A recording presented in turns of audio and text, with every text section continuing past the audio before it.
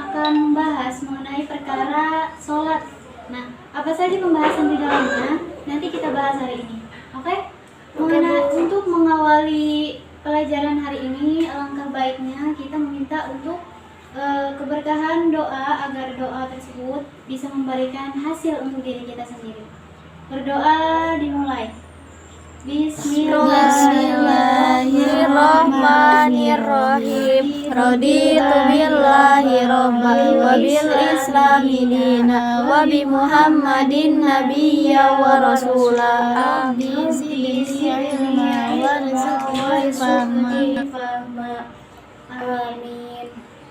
Oke, mengingat materi minggu kemarin, ada yang ingat materinya tentang apa? Ingat, Bu. Rukun Islam, Bu. Oke, baik.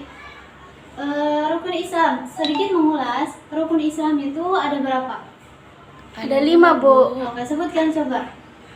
Yang pertama, Satu, syahadat. Oke, 1 syahadat. Keduanya? Yang kedua, sholat, Bu. Sholat. Ketiga? Yang ketiga itu puasa, Ibu. Puasa. Yang keempat? Dan keempat, zakat. Yang keempat, zakat, Bu. Yang terakhir? Yang terakhirnya itu kelima, haji, Bu. Bagi yang mampu. Haji bagi orang yang mampu, ya. Terima kasih sudah mengingat materi minggu lalu. Beri aplaus untuk kalian semua. Oke, langsung saja kita masuk ke materi hari ini, yaitu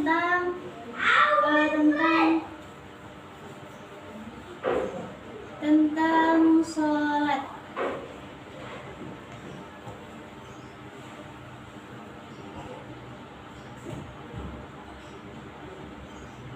Dari sini kita akan membahas mengenai tentang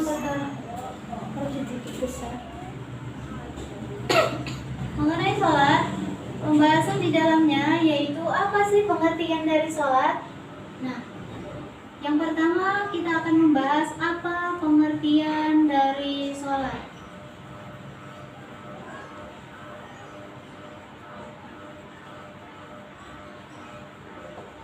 Pembahasan yang kedua yaitu mengenai rukun dan syaratnya sholat.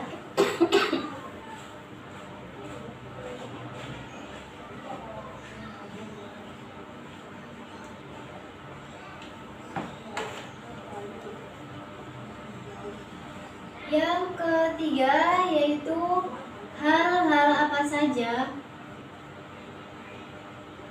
yang bisa membatalkan sholat.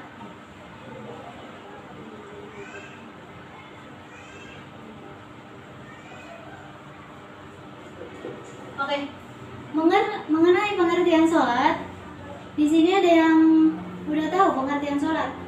Belum, Bu. Nanti kita bahas ya.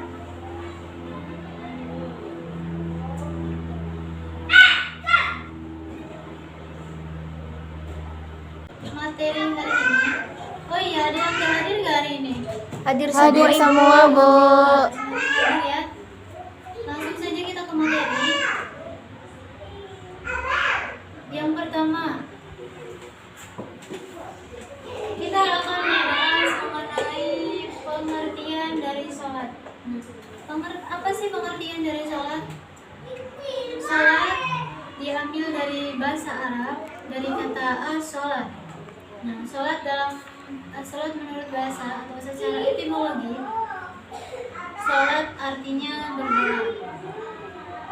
Tapi dalam hal ini para ulama fikih mengartikan sholat itu ada yang secara lahir ya, dan juga ada yang secara hakiki.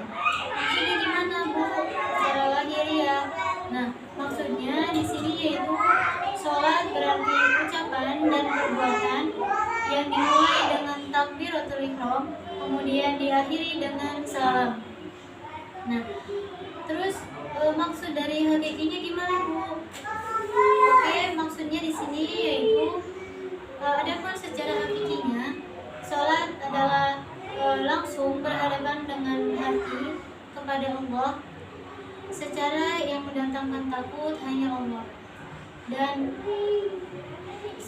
karena Allah, dan serta menumbuhkan di dalam jiwa dari rasa kebesarannya atau mendahirkan hajat kita kepada Allah langsung.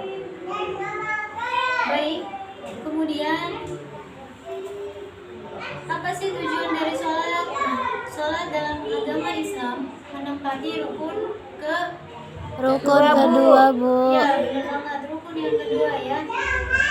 Adapun hukum dasar dari sholat itu terdapat di dalam Al-Quran surat Al-Ankabut ayat 45. Bunyinya, A'udzubillahi minasyaitonirrajim, Bismillahirrahmanirrahim. Wa aqimis sholata inna sholata tanha 'anil fahsya'i wal munkar. Artinya, dan dirikanlah sholat, sesungguhnya sholat itu mencegah dari perbuatan keji dan perbuatan munkar. Baik, langsung kita membahas mengenai rukun dan syaratnya sholat. Rukun dan syaratnya sholat di sini terdiri dari yang pertama, kita beragama Islam. Selain agama Islam dihukumi haram untuk melakukan sholat. Yang kedua yaitu balik.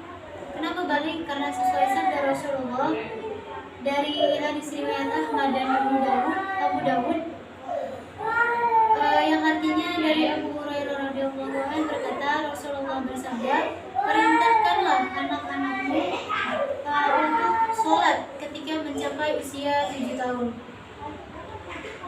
dan pukullah anakmu ketika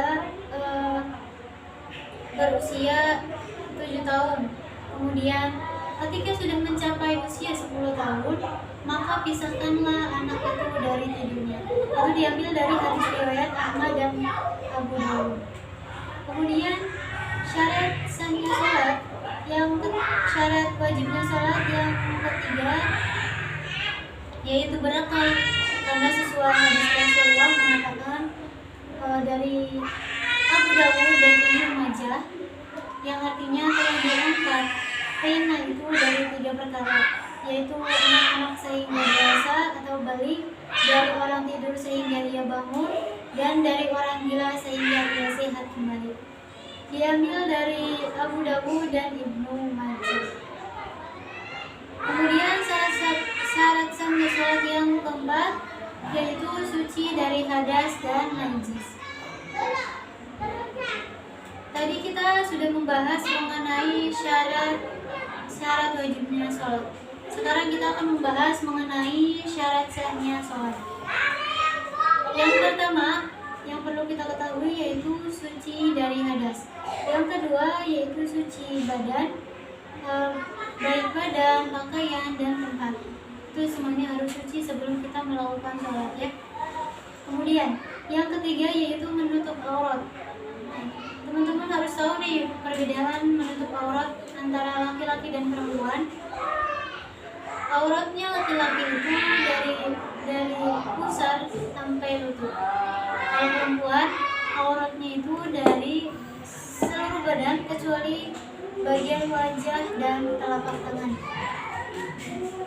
Dan yang terakhir dari syarat sahnya sholat yaitu tentang telah masuknya waktu sholat.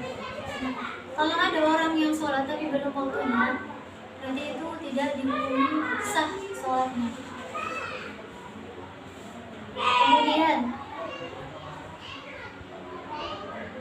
yang kelima, syarat yang kelima yaitu menghadap kiblat. Baik, tadi kita sudah tahu mengenai syaratnya sholat. Kita akan beralih ke pembahasan rukunnya sholat. Nah, rukun sholat biasa disebut fardu. Perbedaan antara syarat dan rukun adalah bahwa syarat merupakan sesuatu perkara yang harus ada pada suatu pekerjaan, amal, ibadah yang kita kerjakan. Nah, sedangkan pengertian dari rukun yaitu suatu perkara atau pekerjaan yang pelaksanaan suatu pekerjaan tersebut di luar dari kita sebelum melakukan sholat. Baik, kemudian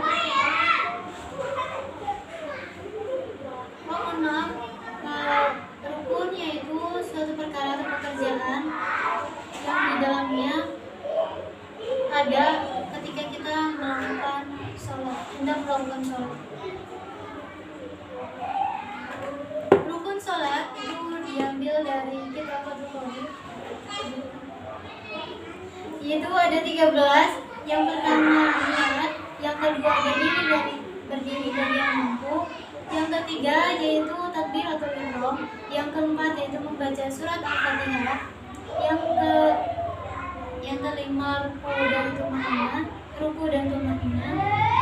kemudian i'tidal dengan tumanina, kemudian sujud 2 kali dengan tumanina, dilanjut dengan duduk di antara 2 sujud dengan tumanina, kemudian duduk atau tasyahud, duduk yang terakhir,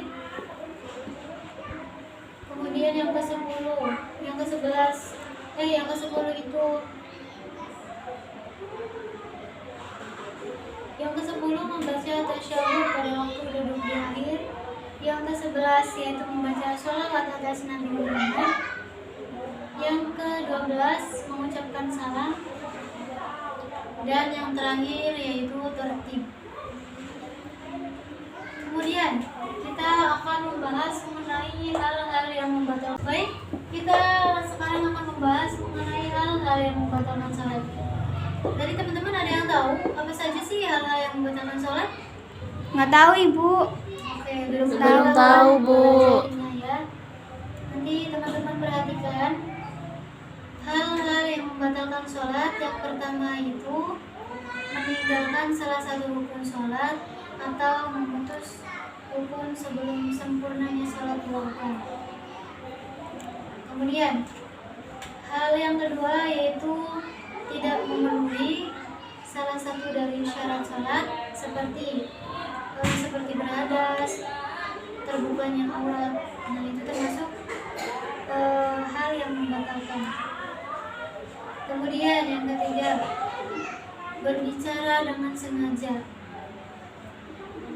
Diambil dari hadis riwayat Jamaah ahli hadis kecuali Ibnu Majah dari Zain bin Arqam bahwasanya pernah kami berbicara pada waktu sholat, masing-masing dari kami berbicara dengan temannya yang ada di sampingnya, sehingga turun hadis hadis dari Jamaah ahli hadis bahwasanya dan berdirilah untuk Allah di dalam sholatmu dengan khusyuk. Jadi berbicara ketika sholat itu batal. Nah, kemudian yang keempat yaitu banyak bergerak nih dengan sengaja. Kemudian yang kelima yaitu makan dan minum. Jadi sesuatu perkara yang hukumnya halal ketika sholat itu semuanya halal. Jadi makan dan minum itu batal. Kemudian yang ke-6 yaitu menambah rukun fi'li. Seperti apa? Seperti sujud 3 kali. Kemudian yang ke-7 yaitu tertawa. Sama halnya kayak berbicara dengan sengaja. Kemudian yang terakhir yaitu mendahului imam sebanyak 2 kali. Ya, mungkin pembahasan kali ini kita selesai sampai hal yang membatalkan sholat. Ada yang mau bertanya dalam diskusi hari ini? Enggak, Bu, dicukupkan. Oke, dicukupkan ya, karena waktu sudah mau selesai. Untuk minggu depan Ibu akan kasih tugas mengenai bagaimana cara mengerjakan sholat. Nanti kita minggu depan praktek ya. Iya Ibu. Oke. Siap, Bu. Itu saja yang bisa Ibu sampaikan pada pertemuan kali ini. Semoga ilmu yang disampaikan hari ini bisa bermanfaat untuk kalian semua. Amin. Oke, untuk mengakhiri pertemuan kita hari ini, kita berdoa untuk keselamatan kita. Berdoa dimulai.